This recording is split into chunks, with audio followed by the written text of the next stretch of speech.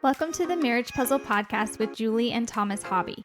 We are marriage coaches who help couples with pain points about money, intimacy, and communication go from being overwhelmed to being secure in their marriage. If this is your first time listening to us, thanks for checking out our podcast. And don't forget to subscribe and leave us a rating and a review.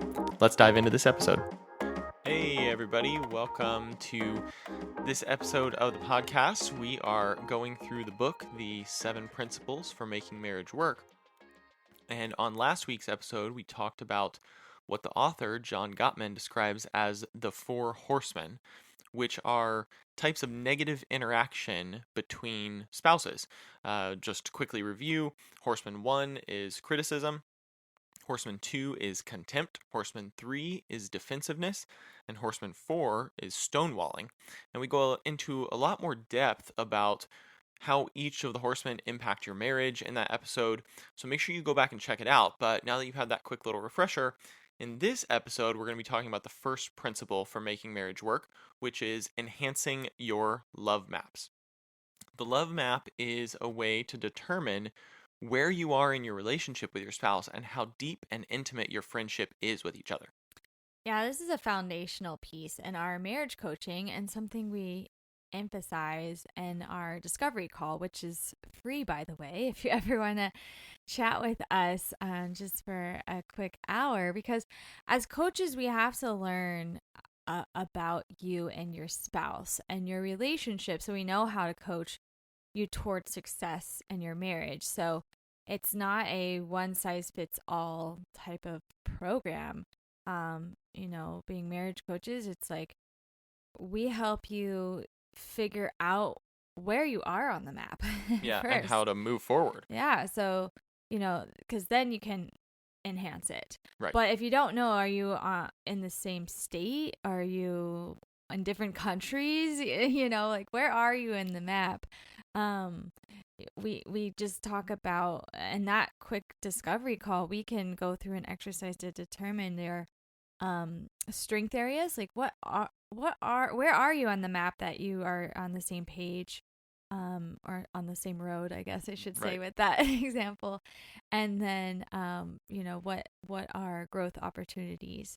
And so the book gives 3 exercises as a way to, once you know where you are in the map, to then enhance your love map. And exercise 1 is playing 20 questions. It's, just a simple way. You're just going to ask your spouse a series of questions that they have to try to answer about you. And, for example, we'll give you a few of them here. 1, name my 2 closest friends. 2, what is my favorite musical group, composer, or instrument? Or 3, what was I wearing when we first met? And so the book tells you how you can actually turn this into a game, which will make it a little more entertaining. But it's just kind of a simple dabble into kind of getting to know each other again and learning a little bit more about your spouse, and which can be really useful if you guys are starting off on, totally, like as you said, Julie, starting off in totally different states, so to speak, on the map. If you're having trouble with that communication, this is just a quick dip the toe in the water and start to learn a little bit and really open up those lines of communication again. Yeah, I think we talked a little bit about that too. I think it was 2 weeks ago, about like friendship versus fighting, that just a simple game of 20 questions can help you establish that friendship again or reunite that friendship again. And so I love that this is still another like first step in enhancing your love map, is to just keep that communication and those questions and the fun that can be around just playing a game of 20 questions. Yeah, and exercise 2 is to ask open-ended questions.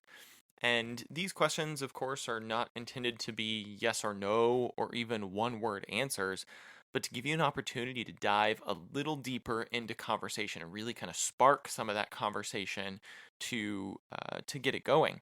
And a couple of examples of this are, how would you like your different to be? How would you like your different? How would you like your life to be different 3 years from now? Do you see your work changing in the future, and how do you see that changing? And what is your opinion on our physical home? Would you make changes if you could? And so that's a, just in those three questions, that's a vast array of different topics that you could talk about, to just really get that conversation rolling again. And what I love about open-ended questions is it helps, like I said, with that foundation of friendship, but also it takes you and your spouse into this level of dreaming, which is something that I would say was lacking in our marriage for a little bit, because it's like we're so practical and financial, like stewardship and everything, that it was kind of like, well, if you talked about your house, what would your dream house look like? It was hard to even think about that, because this is where we are in life and this is our budget and this is our home, and let's be content with that. But once we started asking those questions, even like, where would you like to vacation? And then I could write down my vacation goals.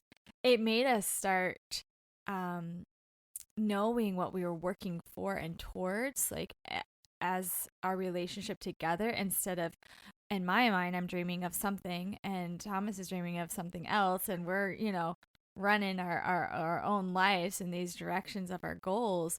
And so just that simple, like, open-ended questions will help you dream together and bring you together, and then you even get to accomplish goals and see the house that you want and the vacation you want to take, and that actually then strengthens your love and your relationship, because you're I keep saying, wanting to say on the same page, but I think it's like on the same road, to go with this theme. Yeah, and I think something you said about dreaming together, because if you're if you're just kind of dreaming in your own world, in your own mind, and not communicating that to your spouse, you guys could be totally playing a game of tug of war. Like, you're Mhm. going for your own goals over here, I'm going for mine over here, and they're just working against each other. Whereas if you start sharing those dreams with each other, even through a simple method like this of just starting to ask some of these questions to each other and get to know each other again, it'll open up that communication of dreaming. And, you may realize, hey, the goal I was striving for is not nearly as important or as exciting as, what my spouse's was, because they're looking at it from a different perspective. You get to see things from a whole different point of view, and, learn more about why they think the way they think. And, it really can just help you to go deeper, and not to be playing tug of war with each other. You Yeah. can kind of turn and pull your marriage together in the same direction. Yeah, we've seen that. Hmm. It's been great. Yeah. And then exercise 3 is called Who Am I? And so this is where you're going very deep. You're going to get into discussions with your spouse to learn about what has shaped them as a person, from the good and the bad. And you'll talk about their triumphs and successes, as well as their, injuries and hurts, and just really being then that open book. Yeah, and when we say injuries and hurts, that literally could be the physical, but more than likely that's going to be more of the emotional injuries and hurts that have shaped them as a person, shaped their personality, shaped how they enter into a relationship. And so, a couple of quick examples on this one from the triumph side, the positive side. One of the questions could be, what has happened in your life that you're particularly proud of? And then, on the injuries and hurt side, what difficult events or periods have you gone through? And so, really, just kind of seeing more, deep down into their soul about what's really going on and what brings them into the relationship, how it brings them, how they come in. And, so, those are the three exercises that the book takes you through. But something I really loved about this chapter is just right in the title of this chapter. I love that the first principle is called Enhance Your Love Map. I love that it implies that you can always grow your marriage, whether you're trying to repair it by going from bad to good, or you're trying to go from good to great, that there's always a way to grow closer to your spouse. Yeah, I think we do this with other relationships, right? I think we can analyze, if it's me with a close girlfriend or, mother-daughter or sister, you're like, well, it's been a while. Let's go have coffee. Let's go have lunch. Let's have a phone call. Let's catch up. And you pour yourselves out. And that may be more like I said, like a family relationship or a peer-to-peer. I don't know, if you're a relational person, I think you're thinking about others. And then do we then put our spouse on the back burner? Do we ever think, I think that's what gets confusing. Like when we are coaching people, it's like you choose to get married and then that pursuing stops, but we still pursue our other relationships outside of marriage. I'm not saying crossing the lines there and appropriately. I'm saying like good, healthy relationships that you want to keep getting to know and pour yourself out and be that open book to get deeper and closer. And then yet, I don't know why it's so scary and hard to do it with the person that you live with, love, are intimate with, and get to spend the rest of your life with. So don't forget about your spouse when it's so easy, maybe in other situations, even someone you work with or your boss or someone you manage, like you're always working on relationships, whether you think about it or not. So now you need to think about working on your marriage. Yeah, and I think that's why marriage is such hard work, right?